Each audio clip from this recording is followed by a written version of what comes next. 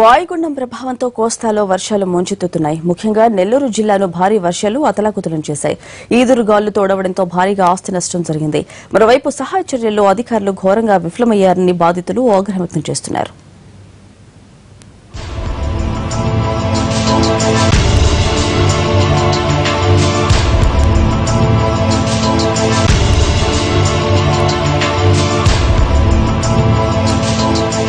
మరో హుదూద్ తుఫాన్ తాకిందా అన్నట్టు గజగజలాడింది నెల్లూరు పట్టణం. ఈదురుగాలుల తాకిడితో అల్లాడిపోయింది.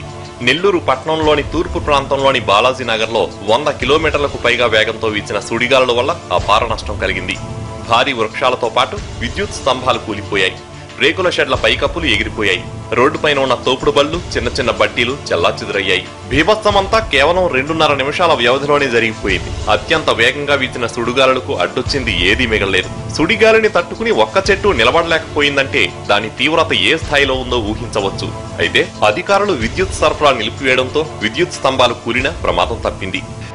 ఫస్ట్ టైం మనకు ఇంత భయంకరంగా బీభత్సంగా సృష్టించింది ఇక్కడ గాలులు వర్షం అనేవి. రోడ్డున బాగా ట్రాన్స్ఫార్మర్ పడిపోయినాయి. కొన్ని సంవత్సరాలు కొన్ని చెట్లు వేళ్లతో సగా బయటకు భూమిలోంచి బయటకు వచ్చేసేవి. అసలు ఏమైంది అని తెలుసుకునే లోపల మాకు అర్థం కాలేదు పరిస్థితి ఎట్ట ఉన్నది జరిగింది. దీనికి ఈ సిచ్యువేషన్ చూడడానికి 4 పక్కన రోడ్లు కూడా బంద్ అయిపోయినాయి. ప్రజలు చాలా నానా ఇబ్బంది పడుతున్నారు.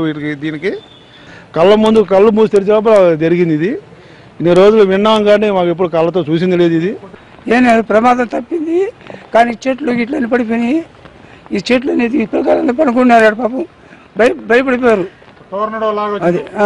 టోర్నడో వచ్చినప్పుడు ఎలా అయితే గాలి సుడిగా తిరుగుతుందో ఆ విధంగా వచ్చిందండి. ఒక 100 కిలోమీటర్ స్పీడ్తో వచ్చింది. ఇంట్లో ఉన్నటువంటి వస్తువులన్నీ కూడా గాజు వస్తువులన్నీ కింద పడి పగిలిపోయినాయి. అయితే చెట్లు మొత్తం కరెంటు కూడా లేకపోవడం అనేది ఒక అదృష్టం చెప్పుకోవాలి. కరెంటు ఉంటే బాగా మంచి పెద్ద ప్రమాదం జరిగి ఉండేది.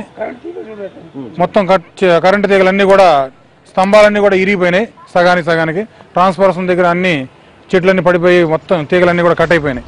బంగాళాఖాతంలో ఏర్పడిన తీవ్ర వాయుగుండం ప్రభావం నెల్లూరుపై తీవ్రంగా ఉంటుందనే విషయం అధికారులకు తెలుసు. కానీ విపత్కర పరిస్థితులను ఎదుర్కోవడానికి అధికారులు ఎలాంటి ముందస్తు చర్యలు చేపట్టలేదు. గతంలో వచ్చిన వరద నుంచి ఎలాంటి గుణపాఠం నేర్చుకోలేదు. మరీ ముఖ్యంగా కలెక్టర్ సెలవుపై వెళ్లిపోవడం వల్ల సహాయ బృందాలు ఏర్పాటు కాలేదు. దీంతో తమను పట్టించుకునే నాథుడే లేడంటూ అధికారుల నిర్లక్ష్యంపై నిరసన వ్యక్తం చేశారు బాధితులు. నెల్లూరు సుడిగాలి బీభత్సాన్ని కవర్ చేయడంలో ఎన్టీవీ ముందంజలో నిలిచింది. గూడు కోల్పోయి వర్షంలో నానుతున్న వాళ్లను పట్టించుకునే నాథుడు లేకపోయాడనే విషయాన్ని కళ్లకు కట్టింది. రోడ్లకు అడ్డంగా కూలిన చెట్లు, కరెంట్ స్తంభాల్ని తొలగించేవాడు లేడంటూ ఇచ్చిన కథనాలతో అధికారుల్లో కదలిక వచ్చింది. హుటాహుటిన చేరుకున్న బృందాలు సహాయ చర్యలు ప్రారంభించాయి.